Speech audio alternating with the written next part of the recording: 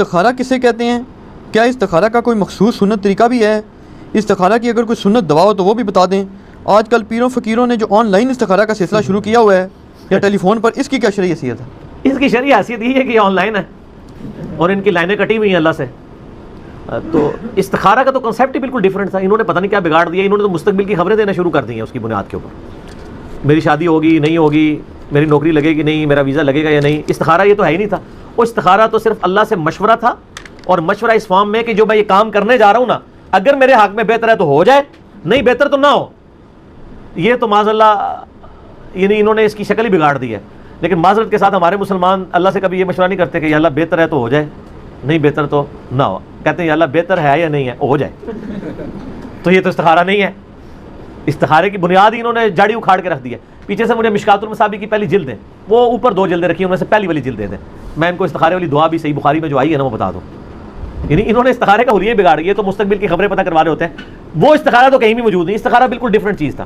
صحیح بخاری میں حدیث ہے، جابر بن عبداللہ رضی اللہ تعالیٰ عنہ باقی اصحاب کہتے ہیں کہ اللہ کے محبوب صلی اللہ علیہ وآلہ وسلم ہمیں دعائے استخارہ اس طرح تعلیم کیا کرتے تھے جس طرح قرآن کی آیات، آپ ادا لگا لیں، اور ہمیں ہر اپنے دنیاوی معاملے میں مشورے کی طرف آپ علیہ السلام استخارے کی ترغیب دلایا کرتے تھے۔ اچھا آپ یہ دیکھیں کہ اس کا تعلق دنیا کی چیزوں کے ساتھ، میں دعا بھی آپ کو پڑھ کے بتا دوں گا، دین کے ساتھ نہیں ہے۔ کوئی شخص یہ نہیں استخارہ کر سکتا کہ میں استخارہ کروں کہ سنی ٹھیک ہے یا شیعہ۔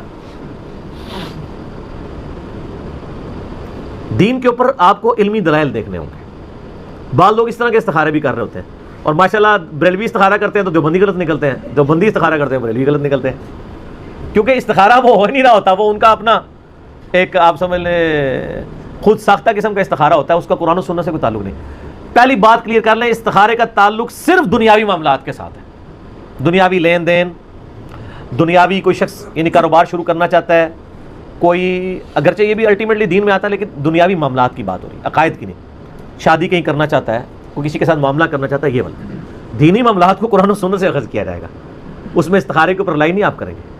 میں نے کئی دفعہ بتایا کہ ٹیکسلا میں ایک بھائی تھے، تو وہ کہتے ہیں میں استخارہ کر کے قادیانی ہو گیا، مجھے اشارہ ہوا آپ قادیانی ہو جائیں، اور یہ تو بہت چھوٹی چیز ہے۔ لوگ تو خواب میں نبی علیہ السلام کے اوپر یہ بات کر رہے ہوتے ہیں کہ نبی علیہ السلام خواب میں انہوں نے کہا کہ فلاں ٹھیک ہے فلاں غلط ہے، دوسرے کہہ رہے ہوتے ہیں جو فلاں غلط ہے، جب وہ خواب دیکھتا ہے وہ کہتا ہے نہیں یہ فلانا جو ہے نا وہ غلط ہے، اسی تو ٹھیک ہے۔ تو اس میں میرا ایک کلپ بھی ہے مولانا طارق جمیل صاحب کا خواب، اس میں نے ڈیٹیل سے اس کے اوپر ڈسکشن کی، آج میں اس کو اسکپ کرتا ہوں۔ یہ جو حدیث ہے نا جی، میں استخارے کے اوپر جو حدیث ہے صحیح بخاری اور صحیح مسلم دونوں کے اندر یہ حدیث موجود ہے، اور مشکات المصابیح میں آپ کو جو نفلی نماز کا چیپٹر ہے نا اس کے اندر آپ کو یہ استخارے والی حدیث مل جائے گی۔ یہ انٹرنیشنل نمبر کے مطابق مشکات میں اس کا نمبر ہے 1313 1313، بخاری میں ہے 1162 صحیح بخاری میں۔ جابر بن عبداللہ کہتے ہیں رسول اللہ صلی اللہ علیہ وآلہ وسلم معاملات کے بارے میں ہمیں اس اہتمام کے ساتھ استخارہ سکھاتے جس طرح آپ ہمیں قرآن کی سورت سکھاتے تھے۔ آپ صلی اللہ علیہ وآلہ وسلم فرماتے تھے جب تم میں سے کوئی کسی کام کا ارادہ کرے تو فرض کے علاوہ 2 رکعت نفل پڑھے، یعنی عشاء کی نماز کے بعد 2 نفل پڑھ لے، یا جس وقت بھی آسانی ہے۔ اس کے بعد کوئی خواب شاب نہیں دیکھنا ہوتا، لوگ کہتے ہیں کہ جناب 2 نفل پڑھیں، کسی سے گفتگو کیے بغیر سو جائیں، اگر سبز جھنڈی نظر آئے تو ٹھیک ہے، ریڈ آئے تو نہیں ٹھیک۔ سر یہ کہیں بھی دنیا کی کسی حدیث کی کتاب میں یہ بات نہیں لکھی ہوئی، کوئی جھنڈی جھنڈی نظر نہیں آنی، کوئی خواب کی گارنٹی نہیں ہے کہ خواب آنا ہے، صرف یہ ہے کہ اللہ تعالیٰ اس معاملے کو آپ کے لیے آسان کر دے گا یا اس معاملے سے آپ کو دور کر دے گا، وہی دعا کے اندر ہے۔ استخارہ صرف دعا ہے کہ یا اللہ مجھے بتا دے اس مسئلے میں، اگر میرے لیے حق ہے تو یہ حق کر دے، اگر یہ باطل ہے تو مجھے اس سے دور کر دے، اور اس کو مجھ سے اور مجھے اس پہ راضی بھی کر دے۔ اس کے لیے آپ کو کوئی بیل کی آواز نہیں آنی، کچھ بھی نہیں آنا، یعنی وہ معاملہ خود یعنی آپ رشتہ کہیں کرنے جا رہے تھے، آپ نے دعائے استخارہ مانگ لی، تو اگر وہ آپ کے لیے بہتر نہیں تھا تو انشاءاللہ وہ رشتہ ٹوٹ جائے گا۔ لیکن اگر آپ یہ کہیں کہ یہ حصہ ہو ہی ہو، اس کے لیے دنیا کا کوئی استخارہ ایگزسٹ نہیں کرتا، کیونکہ استخارے میں تو آپ اللہ پہ ڈال رہے ہیں نا کہ یا اللہ اگر بہتر ہے دین دنیا آخرت اور معیشت کے لیے، یہ سارے الفاظ آئیں گے، تو فرض کے علاوہ 2 رکعت نفل پڑھے، پھر یہ دعا مانگے۔ دعا سن لیں آپ، ورڈ بائی ورڈ آپ مشکات سے دیکھ لیجئے گا۔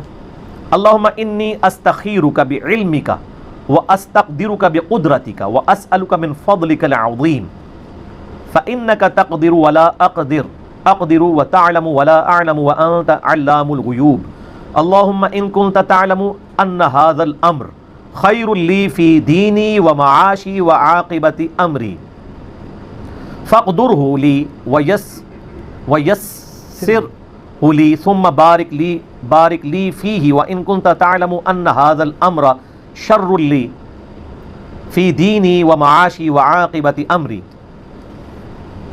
اور پھر آگے الفاظ ہے فاصرفہ عنی واصرف عنہ وقدر لی الخیر حیث کان ثم ارضنی بہ. زبردست الفاظ ہیں. اے اللہ تعالیٰ میں تجھ سے تیرے علم کی مدد سے خیر مانگتا ہوں, تجھ سے تیری قدرت کے ذریعے قدرت مانگتا ہوں, اور میں تجھ سے تیرا فضل عظیم مانگتا ہوں. بے شک تو ہر چیز پر قادر ہے اور میں کسی چیز پر قادر نہیں. تو جانتا ہے جبکہ میں کچھ بھی نہیں جانتا, اور تو تمام پوشیدہ چیزوں کا جاننے والا ہے. اے اللہ اگر تو جانتا ہے کہ یہ کام جس کے لیے میں استخارہ کر رہا ہوں میرے لیے دین, میری زندگی اور میرے انجام کار یا میری آخرت کے لیے بہتر ہے تو اسے میرے لیے مقدر کر, آسان کر, اور پھر اس میں میرے لیے برکت بھی پیدا فرما. اور اگر تیرے علم میں یہ کام میرے لیے, میرے دین, میری زندگی اور میرے انجام کار یا میری آخرت کے لحاظ سے برا ہے تو اسے مجھ سے دور کر دے اور مجھے اس سے دور کر دے, اور میرے لیے خیر و بھلائی مقدر فرما, وہ جہاں کہیں بھی ہو, پھر مجھے اس کے ساتھ راضی کر دے. یہ پڑھنے کے بعد نبی اسلام فرمایا پھر اپنی حاجت کا نام لے, اگر وہ رشتے کے لیے کر رہا ہے جس کے لیے بھی. یہ اردو ترجمہ بھی آپ پڑھ سکتے ہیں, عربی دعا ضروری نہیں آپ پڑھیں, یہی ترجمہ پڑھ لیں, اپنے الفاظ میں بیان کر لیں. اس کے بعد کچھ نہیں لکھا ہے, کوئی جھنڈی نظر آئے گی, رنگ نظر آئے گا, یہ صرف دعا ہے کہ اللہ تعالیٰ کے آپ سپرد اپنے معاملے کرتے ہیں. اگر آسانی ہے اس میں میرے لیے آسانی کرتے ہیں, مشکل ہے تو اس کام کو روک دے, رکاوٹیں ڈال دیں. اس میں ہم کس لیے کر رہے ہوتے ہیں کہ رکاوٹیں ہٹائی جائیں, اس کے لیے کر رہے ہوتے ہیں. یا کبھی کہیں سے جان چھڑانی ہو تو خام خواہ کہتے ہیں استخارہ کی طرف سے جواب ہی صحیح نہیں آیا. صحابہ کو تو کبھی جواب نہیں آیا استخاروں کا, یہ آپ نے خود کہانیاں بنائی ہوئی ہیں. اور آن لائن استخارے تو آپ کو پتہ ہے وہ تسبیح سے بھی استخارہ کرتے ہیں, وہ باقاعدہ انہوں نے تسبیح ہاتھ میں پکڑی ہوتی ہیں. وہ نا یہ ہم نے خود بھی چونکہ دیکھے بھی ہوئے ہیں, کیے بھی ہوئے ہیں اللہ کے فضل سے, اللہ معاف کرے. اچھا وہ کہتے ہیں جی وہ جو استخارہ کرنے والے وہ کہتے ہیں آپ تسبیح ہاتھ میں پکڑ لیں تو آپ اپنی وہ چیز بیان کریں. تو وہ جو بندہ استخارہ کرنے والا ہے نا وہ اپنے ذہن میں اس کو نا سوچتا ہے, اور دوسرے سے استخارہ کرا لے. حالانکہ یہاں استخارہ آپ نے خود کرنا ہے اپنے لیے, کسی سے تو آپ کروا ہی نہیں سکتے, کیونکہ مسئلہ تو آپ کا اس میں تو سارے سیکھے میرے لیے تیرے لیے, تو گزمانو کا جتنے مرضی تھا منو کے لینا دینا, میں اپنے ہی بات کروں گا. تو وہ پھر استخارہ جب کراتے ہیں نا, یہ جو آن لائن استخارہ ہے نا وہ اس طرح ہی ہو رہا ہوتا ہے. وہ پیچھے بیٹھے ہوئے تسبیح پکڑے ہوئے ہوتے ہیں, وہ اگر تسبیح کہتے ہیں ایسے ہل پڑے تو اس کا مطلب ہے ہاں, اور اگر ایسے ہلے تو اس کا مطلب ہے نا. آپ ہنس رہے ہیں, آپ جا کے پوچھ لیں, نہیں ہلتی خود بخود ہے. وہ تو یہی کہتے ہیں خود بخود ہلتی ہے, ہل پڑتی ہے ویسے. پتہ کیوں؟